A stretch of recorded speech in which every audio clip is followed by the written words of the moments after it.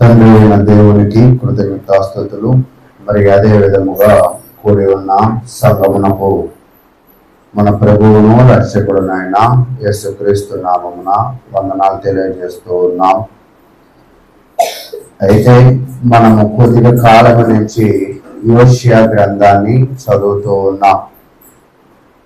యోషియా గ్రంథంలో మనము 1వ అధ్యాయాన్ని చూస్తూ ఉన్నప్పుడు దేవుడు తనకిచ్చిన మాటను బట్టి తన శిరస వహించి ముందుకు వెళ్ళినట్లుగా చూసాం. 2వ అధ్యాయంలో మరి వివాహమే గురై పిల్లల్ని కనడమే కానీ ఆ యొక్క ప్రయాణాన్ని మనం చూస్తూ వచ్చాం. అయితే ఇప్పుడు మనము 3వ అధ్యాయాన్ని కూడా ముగించి 4వ అధ్యాయానికి మనము వచ్చాం. 4వ అధ్యాయాన్ని గమనిస్తూ ఉన్నప్పుడు ఆ 4వ అధ్యాయంలో దేవుడు ఏం తెలియజేశాడంటే, ఒకవేళ 4వ అధ్యాయానికి ఏదైనా హెడ్లైన్ పెట్టాలి అని అనుకుంటే జ్ఞానము లేకపోవుట అనేది మనం చూస్తూ ఉంటాం. చూడండి, జ్ఞానము లేకపోవడం వల్లనే ఇశ్రాయేలీయులు ఏం చేశారంటే పాపాలు చేశారు. మీరు నిర్గమాకాండాన్ని గమనించినప్పుడు 20వ అధ్యాయంలో దేవుడు 10 ఆజ్ఞలు ఇచ్చాడు.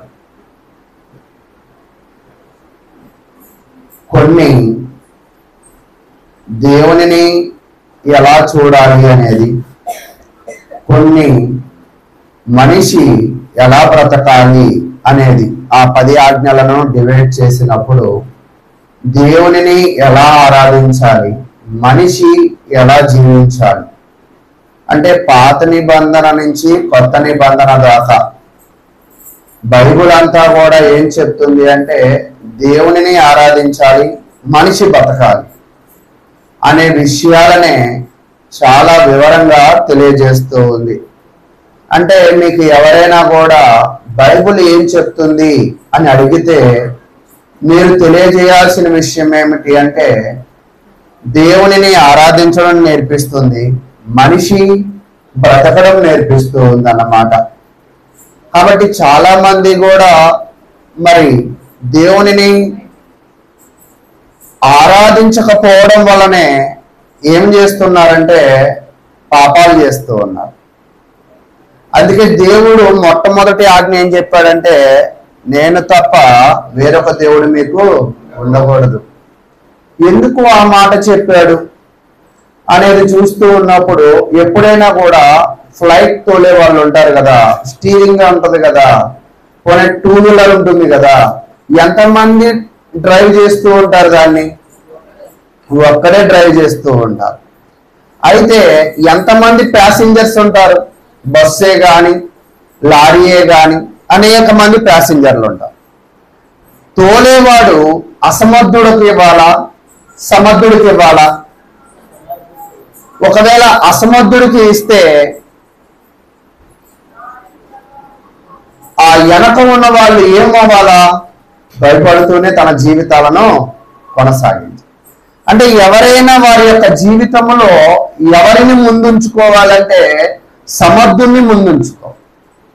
ఒకవేళ అసమర్థుణ్ణి ముందుంచుకున్నారనుకోండి, ఒకవేళ అసమర్థుణ్ణి నమ్మారనుకోండి, వాళ్ళ జీవితాలు కూడా ఏమైపోతాయంటే పాడైపోతాయి.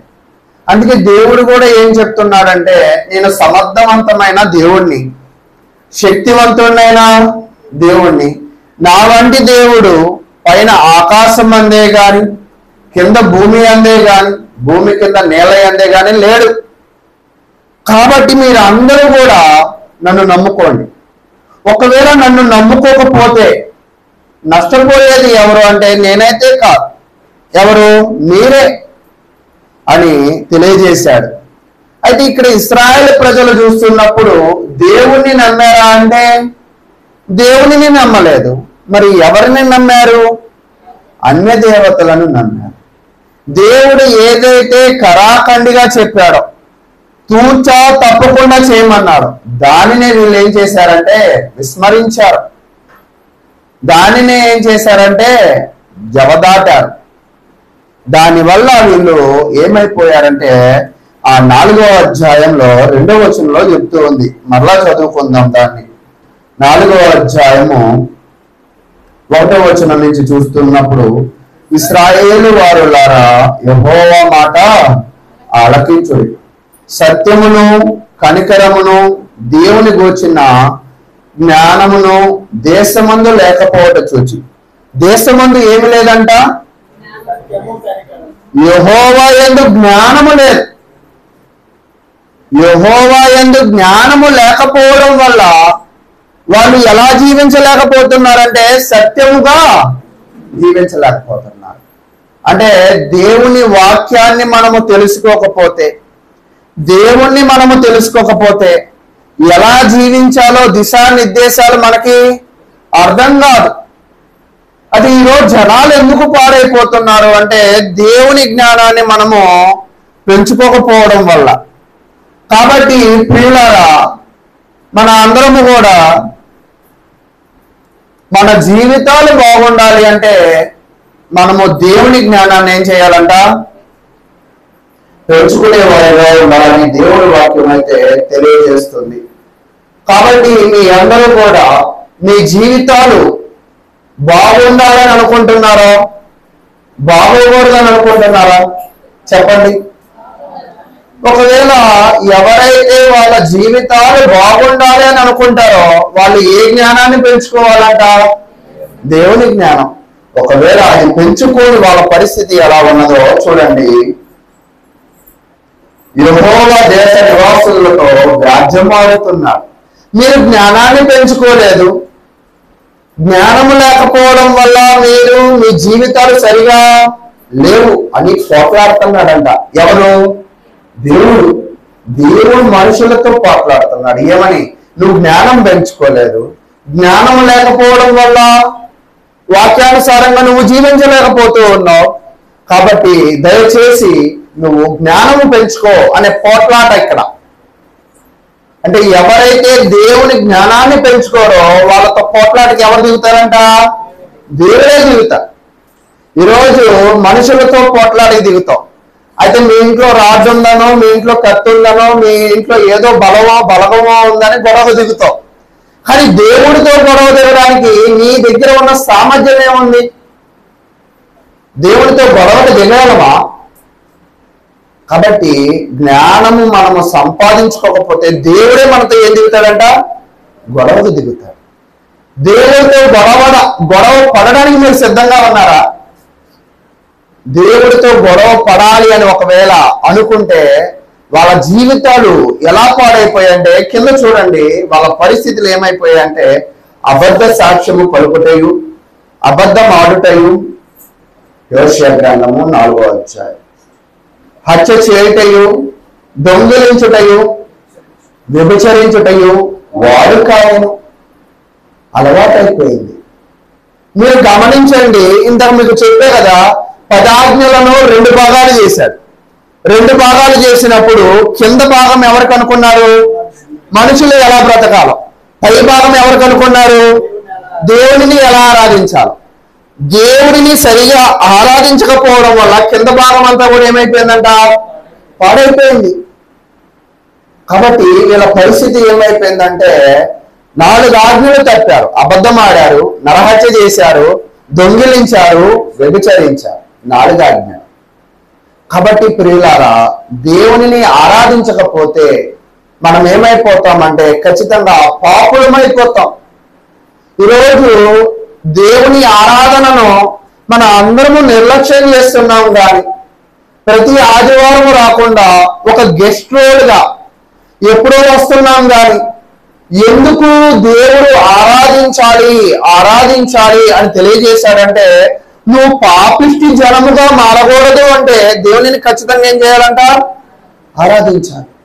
ఈరోజు మీరు గమనించండి, క్రమముగా ఆరాధనకు వచ్చే వాళ్ళ జీవితాలు కొంత బాగుంటాయి, ఆరాధనకి రాని వాళ్ళ జీవితాలు అంత బాగోవు. ఒక్కసారి మిమ్మల్ని మీరే పరిశీలన చేసుకోండి. కాబట్టి క్రమముగా ఆరాధనకి వచ్చి రావడం మాత్రమే కాదు, వచ్చిన వాళ్ళు ఎలా ఆరాధించాలంట? చాలా మంది చూడండి, ఎక్కువ శాతం జనాలు ఆరాధనలో కూర్చునే స్థానం చూస్తారు, తిరిగే ఫ్యాన్ చూస్తారు, వినపడే యంత్రం చూస్తారు, కానీ నీ మనసు దేవునికి దగ్గరగా వెళ్తుందో లేదా అనే కోణాన్ని ఎప్పుడైనా చూసామా? నిజంగా చాలా మంది కూడా వచ్చేది దేనికి? మనం ఆరాధించడానికి. కానీ చూసేవేంటి? భౌతిక పరమైన సౌకర్యాలు. చాలా మంది బాగా స్పీకర్ గా ఉంటే అక్కడ కూర్చోడానికి ఇష్టపడరు. ఒకవేళ చాలా మంది ఫ్యాన్ లేని చోట కూర్చోడానికి ఇష్టపడరు.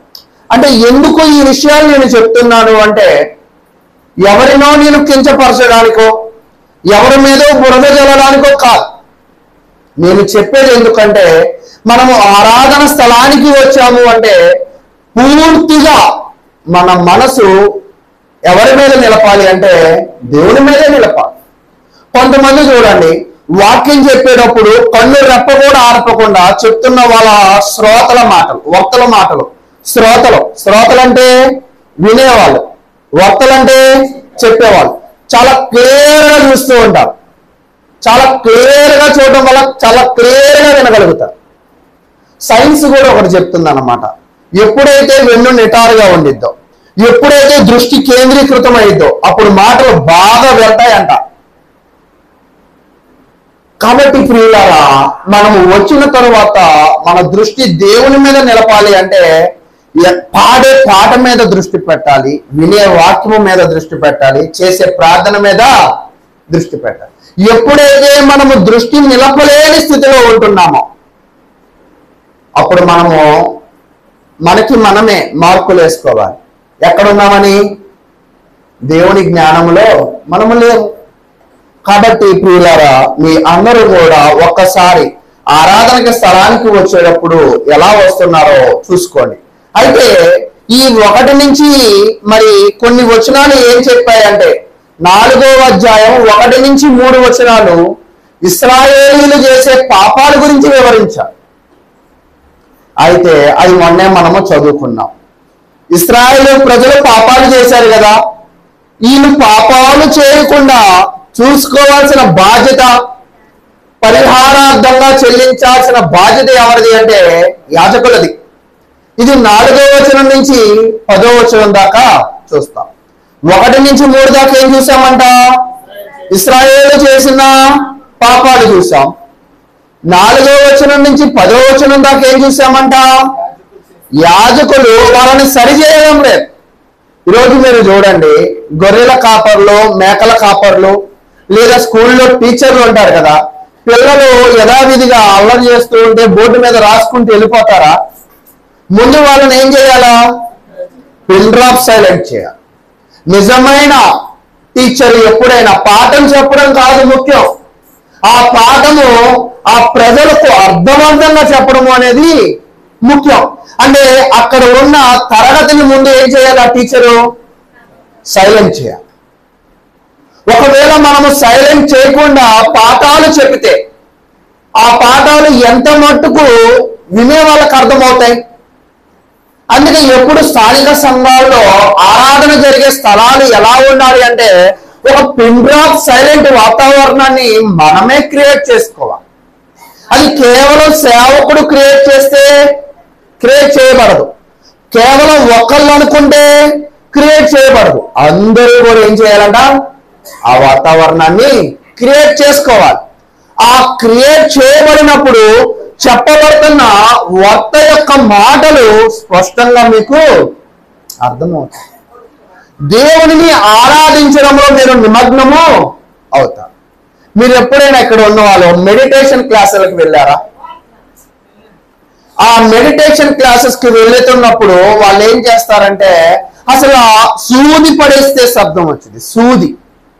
కానీ ఆ సూది శబ్దం ఎంత వచ్చింది అంటే భౌతిక పరమైన కార్యక్రమాలలోనే జనాలు ఎంతో నిక్కచ్చిగా, ఎంతో పకడ్బందీగా అలాంటి వాతావరణాన్ని క్రియేట్ చేయగలుగుతున్నారు కదా. మనము దేవుడిని ఆరాధించడానికి వస్తున్నాం కదా, మరి వాళ్ళు గొప్ప, మనము గొప్ప? అందరూ చెప్పచ్చు కూడా, మనమే గొప్ప. మరి వాళ్ళే అంత పెన్ డ్రాప్ సైలెంట్ ని మరి క్రియేట్ చేయగలుగుతున్నారంటే మనం ఎంత చేయాలి? వాళ్ళు మన వంటి నరులే, వాళ్ళు మన వంటి మనుషులే, మనలాంటి రక్త మాంసములు కలిగిన శరీరాలే, కానీ వాళ్ళు చేయగలుగుతున్నారు, మనం చేయలేము. అంటే లోపం ఎవరిది? మనలో.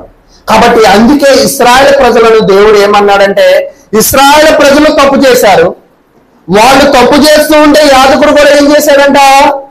మౌనంగా ఉన్నాడు, సరిచేయాల. అంటే యాజకుడు ఏం చేయాలంటే ఎప్పుడు పని చేస్తున్న వాళ్ళని సరిచేస్తూ ఉండాలి. ఒకవేళ సరి చేయకపోతే దేవుడు వాళ్ళని, వాళ్ళ కుటుంబాలను, వాళ్ళ తరాలను కూడా ఏం చేస్తాడంటే వాడు చేస్తాడు. అంటే మన చుట్టుపక్కల తప్పు జరుగుతూ ఉన్నప్పుడు, ఆ స్థానంలో నువ్వు నిలబడినప్పుడు నువ్వు మౌనంగా ఉండడం అనేది ఏమంటున్నాడు ఇక్కడ? తప్పు అంటున్నాడు, లేదా పాపం. అంటే ఎందుకు ఈ విషయాన్ని మీకు చెప్తున్నానంటే, చాలా మంది కూడా ఎలా ఉన్నారంటే మన సమస్య అయితేనే మాట్లాడతారు, పక్కనోళ్ళ సమస్య అయితే మౌనంగా ఉంటారు, మనకెందుకులే అని అనుకుంటారు. కానీ ప్రియులారా, మనము అలా ఉండకూడదు. క్రైస్తవులమైన మనము స్థానిక సంఘాల్లో లేదా ఆత్మ సంబంధమైన సమస్యలు జరుగుతున్నప్పుడు మనదైన వంతులో వాక్యాన్ని మనం ఏం చేయాలంట? స్థిరపరచాల్సిన అవసరం మనకి ఉన్నది. అయితే ఇక్కడ దాకా ఇశ్రాయేలీయులు తప్పు చేశారు, యాజకులు కూడా తప్పు చేశారు. వీళ్ళిద్దరిని దేవుడు ఇప్పుడు మెచ్చుకుంటాడా మెచ్చుకోడా? మీరు చెప్పండి.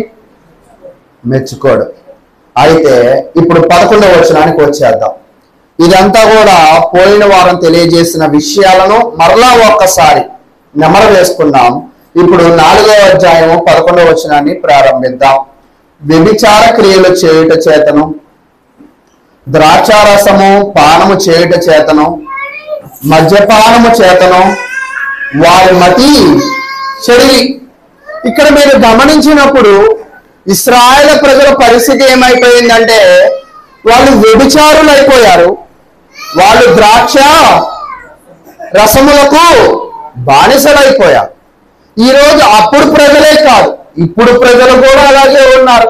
అంతేనా కాదా? ఈరోజు నిజంగా మన కుటుంబాలను గమనించినప్పుడు ద్రాక్షారసం అంటే మనం తర్వాత తీసుకుంటాం, ఆ ద్రాక్షారసం గురించి కాదు ఆయన చెప్పాడు. ఎన్నో టిన్నాలు తాగితే వచ్చిద్ది ఆ మత్తు, ఆ ద్రాక్షారసం తాగితే. ఎన్నో బాణాలు తాగితే వస్తుంది ఆ మత్తు. అంటే వాళ్ళు ఎంత తాగుతున్నారు అంటే, వాళ్ళు తన ధనాన్ని దేనికి ఖర్చు పెడుతున్నారంట? ద్రాక్షారసాన్ని. అంటే ఈ రోజు ఇంత సీసా ఉండేది కదా, అది తాగితే ఊగుతాం, కానీ అప్పట్లో అది తాగితే ఊగడానికి లేదు. అందుకే కానాను పెళ్లి విందులో ఎన్ని రాతి బాణలు? 6 రాతి బాణం. రాతి బాణ అంత తాగితేనే ఆ వెతికేమొచ్చేది తెలుసు, ఆ రోజుల్లో మత్తు వచ్చేది, లేకపోతే మత్తు రాదు. అంటే ప్రియులారా, అంటే వాళ్ళు అంత రాతి బాణ తాగాలి అంటే ఎంత ధనాన్ని ఖర్చు పెట్టాలి? చాలా ధనాన్ని ఖర్చు పెట్టాలి. అంటే వీళ్ళకి వస్తున్న ధనమంతా కూడా ఎవరికి ఖర్చు పెడుతున్నారు? త్రాగడానికి ఖర్చు పెడుతున్నారు. Point number 1. అంటే వాళ్ళ ధనాన్ని ఎవరికి ఖర్చు పెట్టారు ఇప్పటిదాకా? ఆ ధనాన్ని ఇచ్చింది ఎవరు? దేవుడే. కానీ ఆ ధనాన్ని ఖర్చు పెడుతుంది ఎవరికి? వాళ్ళ శరీరాల కోసం, దేవుడి కోసం కాదు.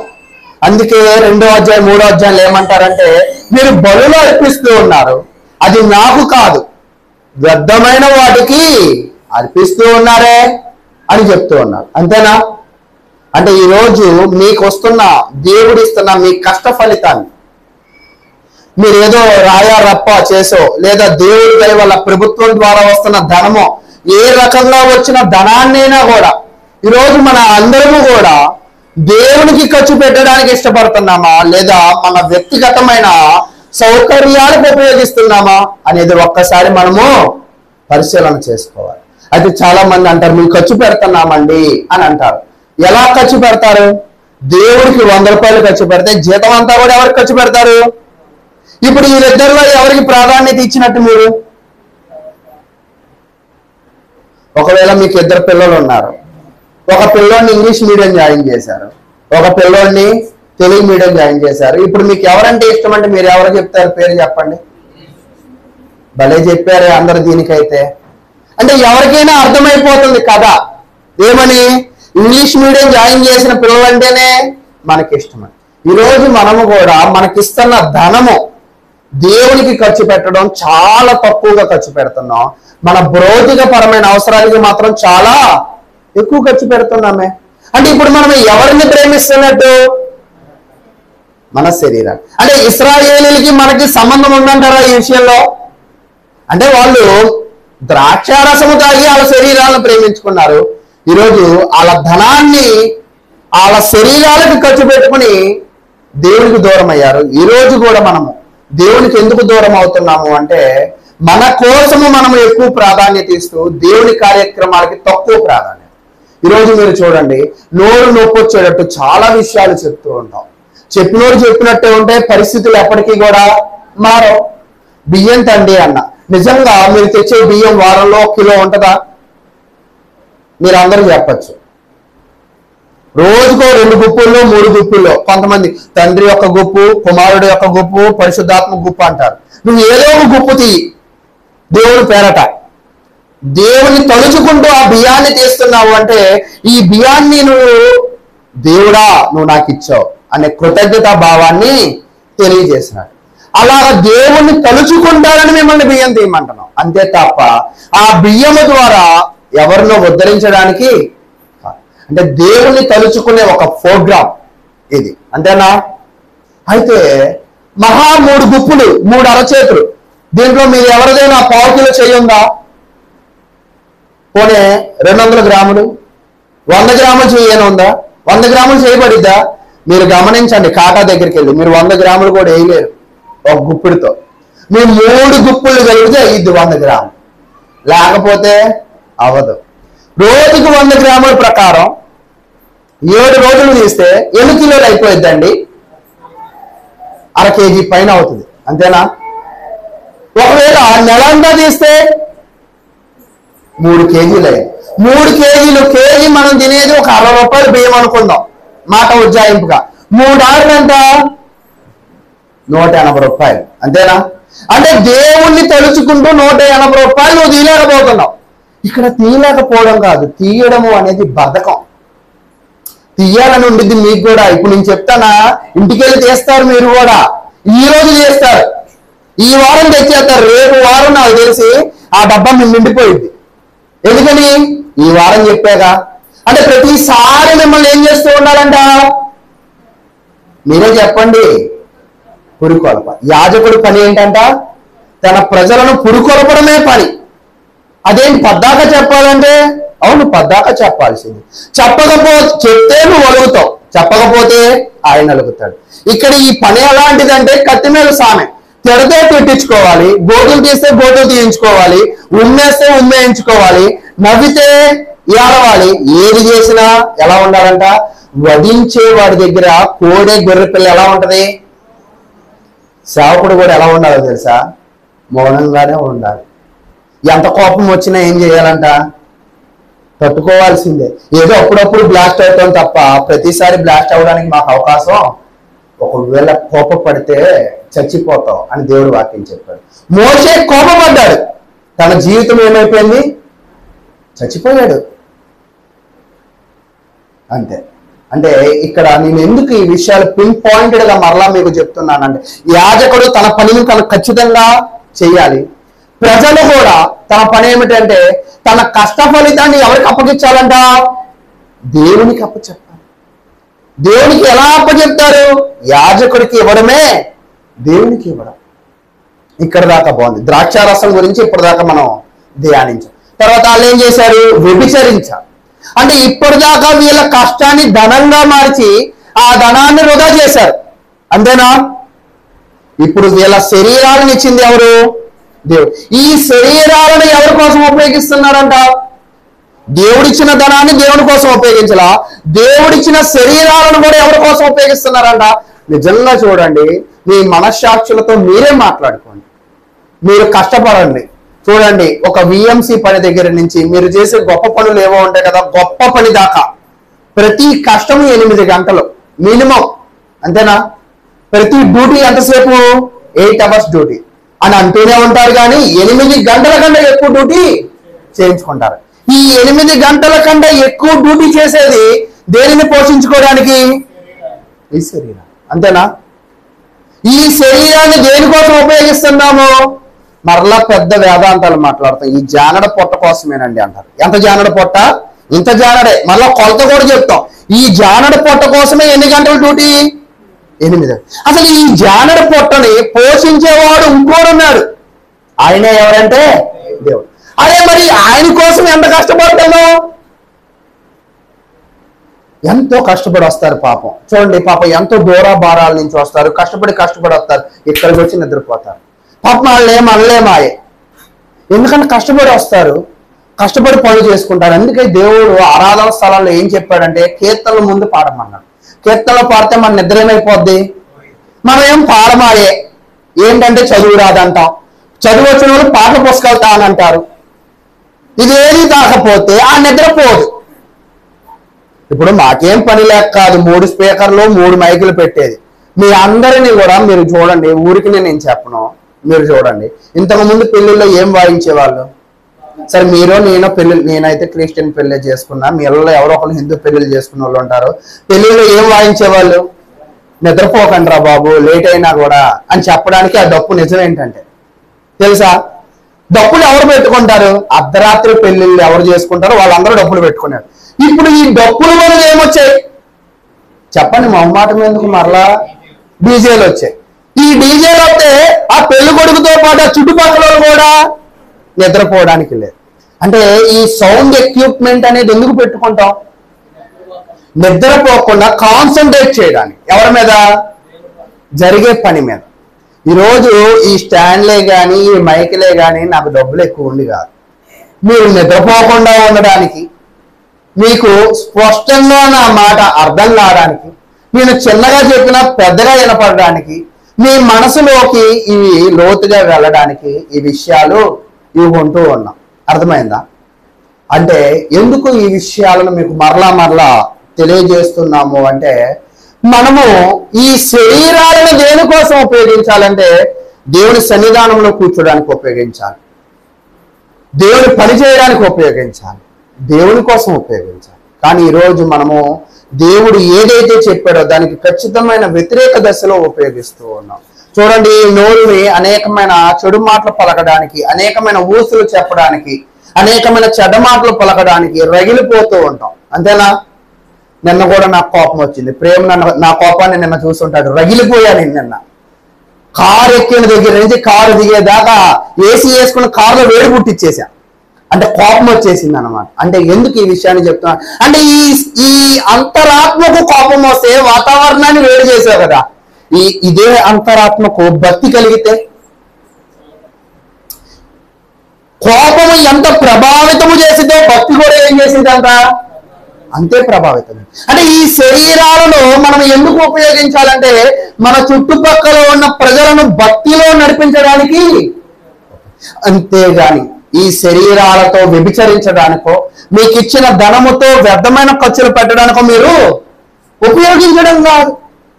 ఈరోజు చాలా మంది చేస్తున్న పొరపాటు ఏంటంటే దేవుడికి ఇచ్చిన, అందుకే ఒక పాటలు కూడా, సమర్పణ చేయుడి ప్రభువునకు మీ దేహమును మీ ధనమును సమయమును. ఎవరికంటే సమర్పణ చేయాలా? సమర్పణ అంటే ఏంటి అంటే మా పాత రోజుల్లో సమర్పణ టీవీ ఉందండి, దాని గురించేనా మీరు చెప్తున్నారంటే టీవీల గురించి కాదమ్మా. నేను చెప్పేది ఏంటంటే సమర్పణ అంటే ఏంటంటే అర్పించుకోవడం. అంటే దేన్ని అర్పించమన్నాడు దేవుడు?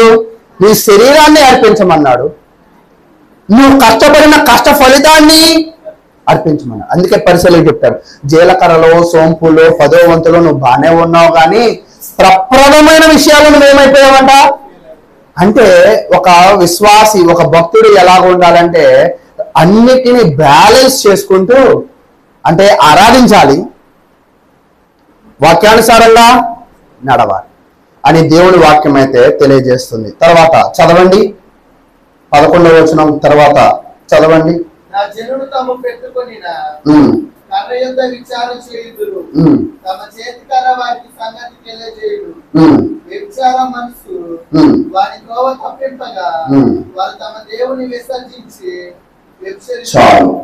ఇక్కడ ఇశ్రాయేలీయులు చేసిన పాపం ఏంటంటే వాళ్ళ శరీరాలు దేవుడు కల్పించలా, వాళ్ళ ధనాన్ని దేవుడు కల్పించలా, దేవుడు కల్పించకపోతే అర్పిప్పకపోయావు. ఎవరు కల్పించారు ఇవన్నీ కూడా? ఒక కర్రను చూసుకున్నారంట. అసలు మీకు చూడండి, విగ్రహారాధన అనేది మొదటి నుంచి కూడా వస్తుంది. బైబిల్ అంతటిలో కూడా జనులు పాడైపోయిన కోణం ఎక్కడంటే విగ్రహారాధన. అంటే నిజమైన దేవుణ్ణి తెలుసుకోవాలా. ఇప్పుడు ఒకవేళ పురుషులు ఉన్నారు అనుకోండి, మిమ్మల్ని ఒక ప్రశ్న వేస్తా. ఒక మంచిగా అందంగా ఉన్న ఒక అమ్మాయి ఉంది, కొంచెం సోసోగా ఉన్న ఒక బలహీనమైన అమ్మాయి ఉంది. మరలా మీకు పెళ్లి చేద్దాం అనుకుంటున్నాం అనుకోండి, మరలా మీరు వెనక్కి వెళ్ళిపోండి, మీ వయసుకి 20 ఏళ్ళకి వెళ్ళిపోండి. ఇప్పుడు మీరు ఎవరిని పెళ్లి చేసుకుంటారు? రాజుగారు ఒక్కలే చెప్తున్నారు, మిగతా పురుషులు కూడా చెప్పచ్చు. ఎవరైనా అందంగా ఉన్నారు. అయితే మన దురదృష్టవశాత్తు ఎవరో దొరికారు, అది పక్కన పెట్టండి. కానీ ఎంచుకునేటప్పుడు మాత్రం ఎవరిని ఎంచుకుంటాం? మీరు కూడా చెప్పచ్చు, మీ దురదృష్టవశాత్తు ఎవరైనా దొరికారా అని నిజంగా మనం అనుకుంటాం. ఎన్నుకునేటప్పుడు దేన్ని ఎన్నుకోవాలని? అందమైనదే ఎన్నుకోవాలనుకుంటాం. కానీ దేవుడు ఎదురాస్తే అదే దొరికేది. అంతేనా? దానితో దేవుడు ఏమంటున్నాడంటే చదువుకోమంటున్నాడు. ఆ జ్ఞానము లేనివాడు ఏం చేస్తాడంటే వాళ్ళ దృష్టిని నాకు ఇచ్చిన దానితో నేను చదువుకోను, నాకు కావాల్సిన దాన్ని మరలా వెతుక్కుంటూ వెళ్తాననే అన్వేషణ చేస్తాను. ఇప్పుడు ఏమో దేవుడు ఏమన్నాడంటే మిమ్మల్ని సృజించింది నేను, మీకు ప్రాణం పోసింది నేను, మిమ్మల్ని ఆశీర్వదించింది నేను. అదే కదా, ఇవన్నీ కూడా ఒకటో అధ్యాయంలో కనపడతాయి. అంతేనా? మనిషిని నిర్మించింది ఎవరు? ఆశీర్వదించింది ఎవరు? ఊపిరిచ్చింది ఎవరు? కానీ వీటన్నిటిని నువ్వు ఎవరికి ఉపయోగిస్తున్నావు తెలుసా? నాకు కాదు. ఎవరికి ఉపయోగిస్తున్నావు? ఒక పనికి మాలిన ఒక కర్రకో ఒక బొమ్మకో నువ్వు ఉపయోగించి నాకు దూరం అయిపోయావు.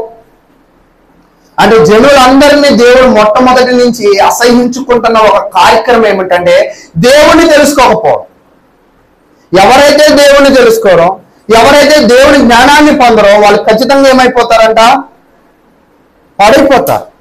అయితే ఇక్కడ ఏం జరిగింది అనేది మనం గమనించినప్పుడు మీకు అక్కడ వాళ్ళు ఒక కర్ర యొద్ద విచారణ చేస్తూ ఆ చేతి కర్ర సంగతి తెలియజేస్తూ వ్యభిచార మనసు వారిని త్రోవ త్రప్పింపగా, దేవుడిని ఆరాధించకుండా వేరే బొమ్మలను కూడా ఆరాధించడము అనేది దేవుడు ఎలా తెలియజేస్తున్నాడు అంటే దానిని కూడా వ్యభిచారమే.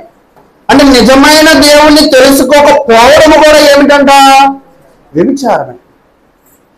నిజమైన దేవునికి నీ శరీరాన్ని అర్పించకపోవడం కూడా ఏమిటంట? వ్యభిచారం. నిజమైన దేవునికి నువ్వు ఇవ్వాల్సిన విధంగా ఇవ్వకపోవడం కూడా ఏమిటంటున్నాడు? వ్యభిచారమే. అయితే ఇదంతా కూడా ఎందుకు చేస్తున్నారంటే జ్ఞానము లేక. జ్ఞానం ఉంటే నిజంగా ఒకవేళ ముందుకు వెళ్ళబాకండి, కాళ్ళలో పడతారు అని మీకు చెప్పా. నా మాటలు మీకు బుర్రకి ఎక్కాయా? ఎక్కాయి. ఇప్పుడు అటు వెళ్తారా ఎవరైనా? ఎక్కడ వాళ్ళందరూ కూడా ఏం చేస్తారు? నువ్వు చెప్తే నాకేంటి అని వెళ్తారు. పడేది ఎవరు? మళ్ళా జ్ఞానం ఉంటే పడతారా? జ్ఞానము లేక. ఈరోజు నిజముగా మొన్న కూడా మీకు ఒకసారి తెలియజేశా, ఒక ఆయన ఎలక్ట్రికల్ బండి కొన్నాడు మా స్నేహితుడు. కొని ఆ రోజు నైటే బ్యాటరీ తీసి ఛార్జింగ్ పెట్టాడు. బ్యాటరీ పేలింది. ఇంట్లో అందరూ కూడా పేలిపోయారంటే చనిపోయారు. ఒకవేళ ఆ బ్యాటరీ బండి మా ఇంటికి తీసుకొస్తే మా కుటుంబ సభ్యులు అందరూ చచ్చిపోతారన్న ఆలోచన ఉంటే అది కొంటారా ఎవరైనా? కొన్ని మీరు కొంటారా? ఎందుకని? మనము చచ్చిపోతాము అనేది మనకి తెలియజేస్తే మనకు ఖచ్చితంగా దాన్ని ఏం చేయం? గుర్తుకో.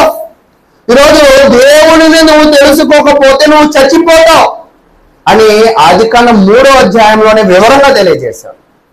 దేవుని నువ్వు పూర్ణ ఆత్మతో, పూర్ణ బలముతో, పూర్ణ మనసుతో నువ్వు ఆరాధించకుండా దేవుని సన్నిధానంలో ఒకవేళ నువ్వు నిర్లక్ష్యమైన వైఖరిని కలిగి ఉంటే, లేదండి కష్టపడి వచ్చా కదా 2 కులుకులు వేసానండి అంటే 2 కులుకులు కాదు 10 కులుకులు వేసినా, 1 కులుకు వేసినా, నిర్లక్ష్యాన్ని కనపరిచినా, ఎటువంటి నిర్లక్ష్యమైన వైఖరిని కనపరిచిన మీ సేవకుడు మీకు చెప్తే మీరు విసుక్కుంటారేమో, కానీ మీ సేవకుడు మిమ్మల్ని విసిగించేది మిమ్మల్ని రక్షించడానికి. అంతేనా? నేను మిమ్మల్ని విసిగిస్తున్నానా? విసిగిస్తేనే నేను బాగా బోధించినట్టు, విసిగించకపోతే నేను మీకు సరిగ్గా బోధించిన వాడిని కాదు. అంటే నేను మిమ్మల్ని ఏం విసిగించట్లా, నేను ఇంకా బాగా ప్రిపేర్ కావాలి. అయితే కాబట్టి ప్రియులారా, దేవుని జ్ఞానాన్ని మనం ఏం చేయాలంట? పెంపొందించుకోవాలి. అయితే దేవుడి జ్ఞానము లేకపోవడం వల్ల ఇందాక ఇదే ఇశ్రాయేలు ప్రజలు కింద నుంచి 4 ఆజ్ఞల్లో ఫెయిల్ అయ్యారు కదా, ఇప్పుడు పైనుంచి 2 ఆజ్ఞల్లో ఫెయిల్ అయ్యారు. పైన ఏం చెప్పాడు నిర్గమాకాండంలో? నేను తప్ప వేరొక దేవుడు ఉండకూడదు. అది పైన ఆకాశమే గాని కింద భూమే గాని, భూమి కింద అంటే ఫస్ట్ కింద ఆజ్ఞలు ఫెయిల్ అయ్యారు, తర్వాత పై ఆజ్ఞలు ఫెయిల్ అయ్యారు. నిన్న కూడా ఒక ఆమె వచ్చారు, అనిలు నడుము నొప్పి బాగా వస్తుంది, ఎవరికి చెప్పబాక అంది. ఎవరికి చెప్పకపోతే ఎలా నొప్పి తగ్గిద్ది? హాస్పిటల్కి వెళ్ళారు కదా అన్న. నీకు మెడ నొప్పి ఉంది కదా అక్క, మరి మందులు వాడావా అన్న. వాడలేదన్న. పైన సమస్య ఉంటే ఇది కింద పునాది అన్నమాట. ఒకటి డ్యామేజ్ అయితే మరొకటి డ్యామేజ్ చేసుకుంటూ పోయింది. మీరు పళ్ళు కూడా చూడండి, బత్తాయి పండు, మామిడికాయ పండు, కుళ్ళిపోయిన కాయలతో అది పెట్టి చూడండి, ఆ కాయలు కూడా ఏమవుతాయంట? పాడైపోతాయి. అంతేనా? ఒక పాపము ఇంకొక పాపంలోకి మనల్ని ఏం చేసిద్దంట? నడిపించింది. ఈ రోజు ఇశ్రాయేలు ప్రజలు దేవుని జ్ఞానాన్ని పొందలేదు కాబట్టి వాళ్ళు భౌతికంగా చెడిపోయారు. దేవుడిని ఆరాధించలేదు కాబట్టి భౌతికంగా చెడిపోయారు. అది తర్వాత దేవుని విషయంలో కూడా వాళ్ళు చెడిపోవడానికి ఏమైందంట? అంటే ఈరోజు దేవుని ప్రార్థనలో మీరు ఎందుకు శ్రద్ధగా కూర్చోవాలంటే మీకు అర్థమైందా? మీరు దేవుని జ్ఞానాన్ని పొందాలంటే ఇక్కడ మనం క్రమశిక్షణగా, క్రమముగా, మర్యాదగా మనం ఈ సన్నిధానంలో ఉండాలి. అది ఎవరో చెప్తే రాదు, మనంతటా మనకి కలిగితేనే వచ్చింది. అది పదే పదే నేను మైకులో చెప్తే ఏమనుకుంటారంటే నన్ను బట్టి మీరు బాధపడతారు. కానీ ఆ ఆలోచన ఎవరికి రావాలంటే మీకే రావాలి. మీకే రావడము అనేది జ్ఞానము కలిగి మీరు నడుచుకోవడంతో సమానం. కాబట్టి ప్రియులారా, జ్ఞానము లేకపోతే ఆ అజ్ఞానము అనేది మనల్ని ఎటు నడిపించింది అంటే దేవునికి విరుద్ధముగా పాపములోకి నడిపించింది. అయితే ఇప్పుడు మిమ్మల్ని ఒక ప్రశ్న అడుగుతా. మీరు మీ జీవితంలో జ్ఞానంగా ఉండాలనుకుంటున్నారా, అజ్ఞానంగా ఉండాలనుకుంటున్నారా? జ్ఞానంగా ఉండాలనుకుంటున్నాం. తర్వాత ముందుకు వెళ్ళిపోదాం. 13వ వచనం. పర్వతముల శిఖరముల మీద బలులు నర్పింతురు, కొండల మీద ధూపం వేయుదురు, సింధూర వృక్షము క్రిందను, చీనారు వృక్షముల క్రిందను, మస్తకి వృక్షముల క్రిందను నీడ మంచిదని అచ్చటినే ధూపం వేయుదురు. అందువలననే మీ కుమార్తెలు వేశ్యలైరి, మీ కోడండ్రులు వ్యభిచారులు అయిరి. చాలు. వీళ్ళకి అజ్ఞానము ఉండడం ద్వారా మొదటగానే ఏం చెప్పాడంటే ఇలా మతి చెడిందంట. అంటే జ్ఞానం లేకపోతే ఈ మతి ఏమైందంట? చెడింది. అంటే దేవుని వాక్యాన్ని మనము నేర్చుకోకపోతే మన శరీరంలో ముందుకు చెరిపోయేది ఏంటంట? ఈ మతి. ఈ మతి దేని జరగొట్టింది? ఈ హృదయాన్ని. ఈ హృదయం దేని జరగొట్టింది? ఈ శరీరాన్ని. కనెక్షన్ బాగానే కనెక్ట్ అయిందా? కాబట్టి దేవుని జ్ఞానానికి ముందు దృష్టించాల్సింది ఏదంట? ఇది. ఇది దేన్ని మార్చింది? తప్పైనా ఒప్పైనా దీన్ని మార్చింది. ఇది దేన్ని మార్చింది? దీన్ని మార్చింది. అంటే వీళ్ళ మతి చెడింది కదా. మతి చెడింది కాబట్టి వీళ్ళు కొమ్మలకో కర్రలకో ఆరాధించడం మొదలు పెట్టారు. ఆరాధించడమే కాదు, బలులు కూడా అర్పిస్తూ ఉన్నారు. మీరు ఇక్కడ గమనించండి, నేను కార్ మెకానిక్ గా పనిచేస్తున్నప్పుడు మసీదుకి వెళ్ళిపోయేవాడిని. మధ్యాహ్నం పూట మసీదుకి వెళ్ళిపోయి వాళ్ళు ప్రార్థన చేసుకునేవాళ్ళు, నేను ప్రార్థన చేసుకునేవాడిని. అయితే అక్కడికి వెళ్ళగానే వెంటనే లోపలికి రానిరు. కాళ్ళు, చెవులు, ముక్కు, చెవులు అన్ని మన అవయవాలు అన్ని కూడా నీట్గా శుభ్రపరచుకోవాలి. అంటే ఇప్పుడు నేను అక్కడికి వెళ్ళిన తర్వాత వాళ్ళు నియమించిన వాటిని నేను చేసుకోవాలా వద్దా? చేసుకోవాలి. నేను చేయను అంటే నాకు పని నేర్పించిన ఆయన ముస్లిమే. నేను ఆ కార్ షోరూంలోనే అన్నం తినగానే ప్రార్థన చేసుకుంటూ ఉంటే అందరూ వచ్చి చూసి కొంచెం ఇదిగా ఉంటుందని మీతో పాటు వచ్చేస్తాను మేస్త్రి అంటే వచ్చేసే అన్నాడు. అంటే అక్కడ దేవునిని ఆరాధించడానికి వెళ్తున్నా, అక్కడ దాకా ఆయన యాక్సెప్టెడే. కానీ అక్కడ నాకు నచ్చినట్టుగా ఉంటానంటే చేయరు, నువ్వు రావద్దు అని ముందే చెప్పేస్తా. అక్కడికి వెళ్ళిన తర్వాత కొన్ని బాహ్యమైనవి చేయాల్సినవి నేను చేయాలి, అంతేనా? ఇప్పుడు ఒకవేళ మీ డ్యూటీని మీరు ఒక ఉద్యోగం జాయిన్ అయ్యాక 8 గంటలకి డ్యూటీ అని చెప్పాం. మీ అందరికి రేపు గవర్నమెంట్ డ్యూటీలు వచ్చాయి, ఎలక్షన్ డ్యూటీ చేసాము, మీ అందరూ 6ంటికే వచ్చేయాలి పోలింగ్ బూతుల్లోకి అని చెప్పాం. మాకు వంట అవ్వదండి, మా ఆవిడ లేసేది 8ంటికి, నేను 9ంటికి వస్తాను అని చెప్తారా? పోనీ అలా చెప్పిన వాళ్ళు మీకు ఎప్పుడైనా కనపడ్డారా? పోనీ వినపడ్డారా? పోనీ కనపడద్దు, వినపడ్డారా? ఎందుకని? జాబ్ అండి. అసలు ఆ జాబు కన్నా దేవుడు విలువైన ఆత్మనిచ్చాడే, విలువైన శరీరాన్ని ఇచ్చాడే, కానీ దీనికి మాత్రం నువ్వేం చేయట్లా? ప్రాధాన్యత ఇవ్వట్లా. అంటే ఇక్కడ నేనేం చెప్తున్నాను అంటే, ఒక చోటికి వెళ్ళిన తర్వాత అక్కడ నియమ నిబంధనలు మనం ఏం చేయాలంట? ఫాలో అవ్వాలి. ఇప్పుడు అన్య దేవతల దగ్గరికి వెళ్ళినప్పుడు అక్కడ దేవదాసీల యొక్క పరిస్థితులు ఉంటాయి. మీరు కొరింథీ పట్టణంలో కూడా చూడండి, అన్య దేవతల దేవాలయాల్లో దేవదాసీలు ఉంటారు. దేవదాసీలు అంటే ఏమిటంటే స్త్రీలు. ఈ స్త్రీలతో వచ్చే పురుషులందరూ కూడా వ్యభిచరించాలి. వ్యభిచరించడము అనేది ఒక ఆచారం ఆ రోజుల్లో. మీరు హిస్టరీ కూడా ఒకసారి సెర్చ్ చేయండి. అనేకమైన దేవాలయాల్లో ఆచారాలు ఏమిటి అంటే, దేవదాసీలతో వెళ్ళి వ్యభిచరిస్తే వాళ్ళ మనోవాంఛలను దేవుడు జీవిస్తాడు. అంటే అక్కడ ఏం జరుగుతుంది? పాపం జరుగుతుంది. వీళ్ళు అన్ని దేవతలను ఆరాధించడానికి వెళ్ళారు కదా, వెళ్ళినప్పుడు అక్కడ నియమ నిబంధనల ప్రకారం ఆ దేవదాసులతో వీళ్ళు ఏం చేయాలంట? పాపం చేయాలి. ఇప్పుడు ఆ దేవాలయానికి వెళ్ళడం కావాలా? 2 రకాల పాపాలు. ఆత్మ సంబంధమైన వ్యభిచారం. నేను తప్ప వేరొక దేవుని నమ్ముకున్నావు కదా, అది ఆత్మ సంబంధమైన వ్యభిచారం. భౌతికపరమైన వ్యభిచారం. ఈ 2 ఎందుకు జరుగుతున్నాయంటే వీళ్ళకి కలిగిన అజ్ఞానం ప్రకారం. అంటే అజ్ఞానము ఎప్పుడు మనల్ని ఏం చేసిద్ది అంటే చెడు వైపు తీసుకువెళ్ళిద్ది. నిర్లక్ష్యము మనల్ని ఎప్పుడు ఏం చేసిద్ది అంటే నిజమైన వాటిని మనలను దూరం పరిచింది.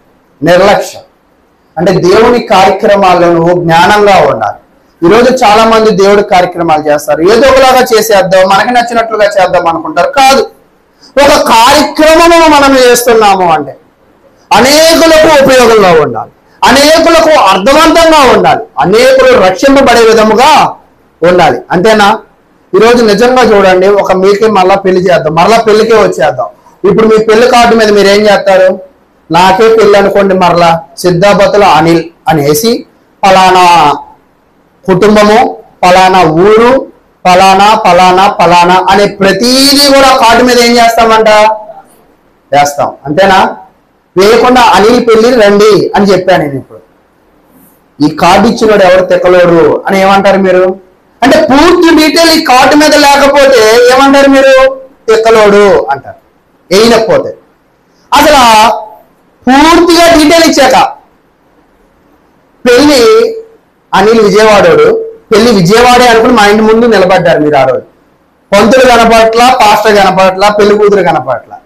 అప్పుడు నాకు ఫోన్ చేశారు, ఏంటి అంటే కార్డు నేను సరిగ్గా వేసా, వేయకపోతే నాది తప్పు, నేను అన్ని వేసా. నా పెళ్లి ఎక్కడ జరిగిందని?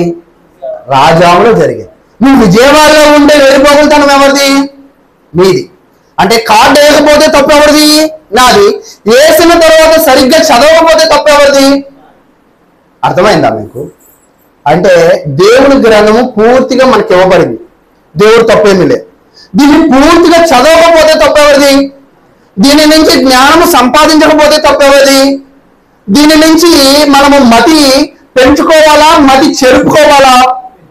మతి పెంచుకోవాలంటే దేవునితో రా, మతి చెరుపుకోవాలంటే ఈ లోకంలో ఉన్న ద్రాక్షారసం అవ్వచ్చు, వ్యభిచారం అవ్వచ్చు, వగేరా వగేరా చాలా ఉన్నాయి కదా ఈరోజు, వాటిలో ఉండిపో.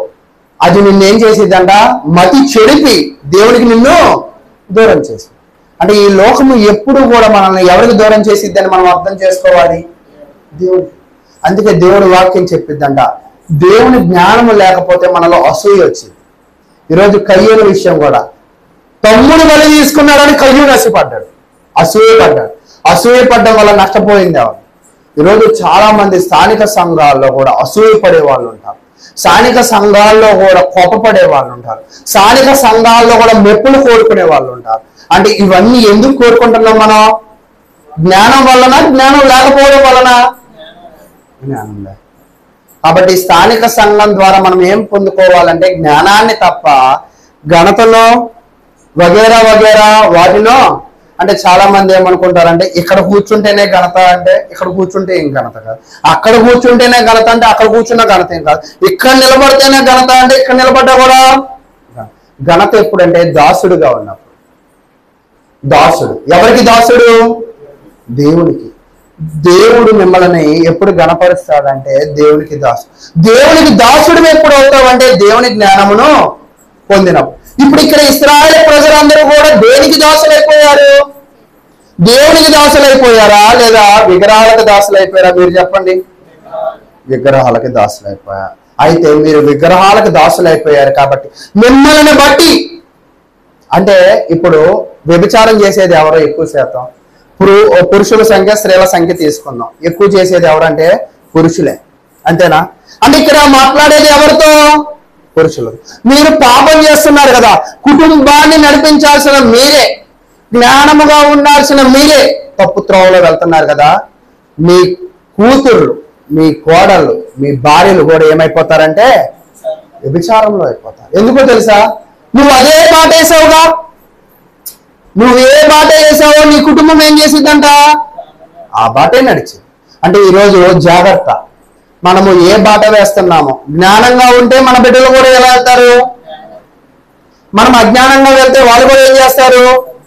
ఈరోజు ఒకవేళ చర్చిలో ఇచ్చే మజ్జిగ ప్యాకెట్ బిస్కెట్ ప్యాకెట్ ఎక్స్ట్రా అడిగితే ఇవ్వగలం, కానీ ఈ జ్ఞానం ఎక్స్ట్రా అడిగితే మేము ఇవ్వలేం. అది మీరు పుచ్చుకుని కూడా వెళ్ళలేరు. వాళ్ళని ఎక్కడికి కావాల్సిందే? సన్నిధానానికి కావాల్సిందే. ఈరోజు మేము ఒకవేళ పిల్లలు పాపం లేని మనము పెద్దల పాపంలే మనం ఇస్తామేమో, కానీ దేవుడు శిక్షించేటప్పుడు పాపము అయ్యో అని ఆయన చూడడు. తప్పు చేసావా, ఎంత వయసు గలవాడనైనా నీకు శిక్ష ఒకేలాగా ఉండేది. అంటే నువ్వు జ్ఞానంగా నడుచుకుంటే నీ కుటుంబం, నీ తర్వాత కుటుంబం ఎలా వెళ్ళిద్ది? నువ్వు అజ్ఞానంగా వెళ్తే నీ తర్వాత కుటుంబం కూడా ఎలా వెళ్ళిద్ది? చాలా మంది అనుకుంటూ ఉంటాం, ఒకటి బాగా గమనించండి, ఏమి విత్తుతావో అదే ఖచ్చితంగా కోస్తావు. నువ్వు ఈరోజు స్థానిక సంఘాల్లో విత్తేదే కానీ సమాజంలో విత్తేదే కానీ అది తిరిగి నీకు 100 రెట్లు దేవుడు అది మంచేనా చెడేనా. కాబట్టి ఈరోజు నువ్వు నడిచే నడత, నువ్వు మాట్లాడే మాట, నువ్వు ఉండే తీరు ఖచ్చితంగా ఎలా ఉండాలి? దేవునికి అనుకూలం, మీ అయ్యగారికి అనుకూలం కాదు, మీ అమ్మగారికి అనుకూలం కాదు. ఎవరికి అనుకూలంగా ఉండాలంట? దేవునికి. అంటే మీరు ఒక వాతావరణంలో ఉంటున్నప్పుడు అక్కడ దేవునికి అనుకూలంగా మీ నడవడిక ఉండాలి. ఈరోజు కొంతమంది, నేను మొన్న కార్యక్రమానికి అయితే సభ, పెద్ద సభ 100 మంది జరుగుతుంది, సభ నడిపించే ఆయన ఫోన్ వచ్చింది, హలో చెప్పు, మైక్ ఆన్లో ఉంది, ఫోన్ వచ్చింది. అంటే మినిమం సెన్స్. అంటే కార్యక్రమాలు ఈరోజు ఎలా జరుగుతున్నాయి అంటే అలాగే ఉంటూ ఉన్నాయి. అంటే కాబట్టి మనము దేవుని వాతావరణం, అక్కడ దేవుని నిలయము, అక్కడ ఎవరు ఉంటారంట అంటే ఇక్కడ చాలా మంది ఏమంటారంటే అయ్యగారు కళ్ళు ఎర్ర చేస్తారనో, అయ్యగారు కోపగించుకుంటారని భయపడి అన్ని జాగ్రత్తగా ఉంటారు. మీరు అయ్యగారు అమ్మగారు కోపగించుకుంటారని కాదు, ఇక్కడ దేవుడి నిలయం. ఇది నిశ్శబ్దంగా ఉంచాల్సిన అవసరం, క్రమముగా నడిపించాల్సిన బాధ్యత, వాక్యానుసారంగా ప్రవర్తించాల్సిన అవసరత ఎవరికొంది? మనకు. ఎందుకంటే ఇక్కడ ఎవరు చూస్తున్నారు? ఈరోజు కొంతమంది కపటంగా ఉంటారు. అలాంటి వాళ్ళని చూసారా మీరు ఎప్పుడైనా? కపటం అంటే ఏంటో తెలుసా? లోపల ఒకటి బయట ఒకటి. ఈరోజు ఆ కపటముతో ఉన్న వాళ్ళని మనం కనిపెట్టలేకపోవచ్చు, కానీ ఆ కపట దారులను కూడా కనిపెట్టగలిగిన వాడు ఎవరు? కాబట్టి ఈరోజు మనము దేవుని సన్నిధానంలో ఎలా ఉంటున్నాం అంటే, ఈరోజు నేను చెప్పాలనుకున్న అంశం ఏంటంటే, దేవునిని ఆరాధించాలి. ఆరాధించినప్పుడు ఆత్మతోనూ సత్యముతోనూ పూర్ణ బలముతోనూ పూర్ణ శక్తితో పూర్ణ మనసుతో అన్ని పూర్ణంగా సమర్పించాలి.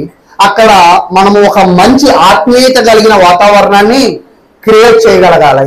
అక్కడ మనము జ్ఞానము కలిగిన వాళ్ళమైతే ఆ కార్యక్రమాన్ని సజావుగా చేయగలము అనేది నేర్పిస్తున్నాం. ఒకవేళ ఈ జ్ఞానము లేకపోతే మనం ఏమైపోతామంట? మతి చెడిన వాళ్ళం అంటున్నారు, మతి చెడిన వాళ్ళు. కాబట్టి దేవుని జ్ఞానములో మీరు మతి చెడగొట్టుకోరు. దేవుని జ్ఞానం లేకపోతే ఆ మతి చెడింది కదా నీకు. ఆ మతి నీతో పాటు మీ కుటుంబాలకు కూడా పరిపక్వత, జెనెటిక్ డిజార్డర్ అంటారు. తెలుసా మీకు జెనెటిక్ డిజార్డర్ అంటే? కొన్ని విషయాలు చెప్తాను చూడండి. జన్యుపరమైన అనారోగ్య సమస్యలు ఒకవేళ మాట్లాడుకున్నప్పుడు సోరియాసిస్, ఆటిజం, మాటలు రాకపోవడం, షుగర్, పక్షవాతం, ఇలా కొన్ని అనారోగ్య సమస్యలు జెనెటిక్ డిజార్డర్ అంట. అంటే నీ పూర్వీకులకు వస్తే నీకు కూడా ఖచ్చితంగా ఛాన్స్ ఉంది. ఈరోజు నువ్వు జ్ఞానం కలిగి ఉంటే నీ జెనెటిక్ ఎవరికి వచ్చిందంట? పిల్లలకు. నువ్వు అజ్ఞానంగా ఉండి, నువ్వు నిర్లక్ష్యంగా ఉండి, నువ్వు కపటంగా ఉండి, నువ్వు అనేకమైన మతి చెడగొట్టుకున్న వాళ్ళలాగా మనం ఇక్కడ ఉంటే నీ పిల్లలు జ్ఞానంగా ఉంటారని నువ్వు ఆక్స్ఫోర్డ్లో చదివించు, లేదు గొప్ప గొప్ప స్కూల్లో ఉన్నాయి కదా అక్కడ చదివించు. ఆ మతులు ఏమి పెరగవు. నీ మతి బాగుంటేనే నీ పిల్లల మతి. చాలా మంది ఏమనుకుంటారంటే నా పిల్లల్ని గొప్ప స్కూల్లో చదివిస్తున్నానండి, నాకులాగా కారు అని అనుకుంటాం. ఖచ్చితంగా నీకులాగే అవుతారు. ఎందుకని? కాకి పిల్లని ఒకవేళ గొప్ప రాజ్యాల్లో పెంచిన కాకి పిల్ల ఏమైంది? కాకిలాగే నల్లగా ఉండిది కానీ పావురంలాగా తెల్లగా కాదు.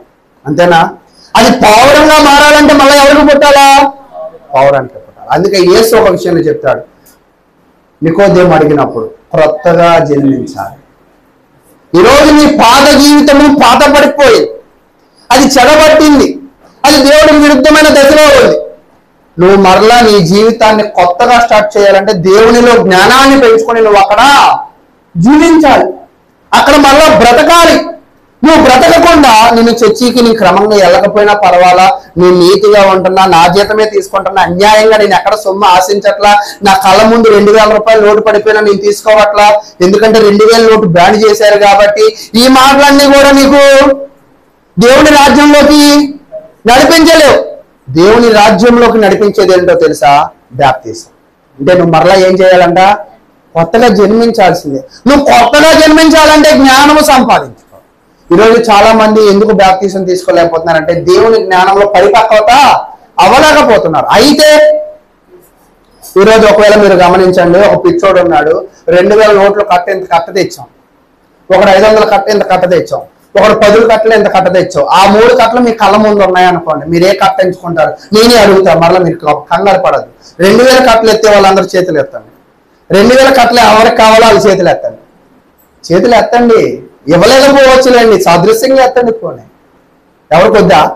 సరే, ఒక్కళ్ళు ఎత్తారు. ఇగో సింహాచలం గారు, నిర్మలమ్మ గారు ఎత్తారు. 500 కట్ట ఎంతమందికి కావాలి? చేతులు ఎత్తండి. అప్పుడప్పుడు నిద్ర లేపడానికి ఇలాంటివి అడుగుతూ ఉంటా. మీరు చేతులు ఎత్తితే అయ్యో నిద్రపోలేదు మా జనాలు అనుకుంటూ ఉంటా. అది కూడా చూసారా మా జనాలు ఎంత మంచోళ్ళో.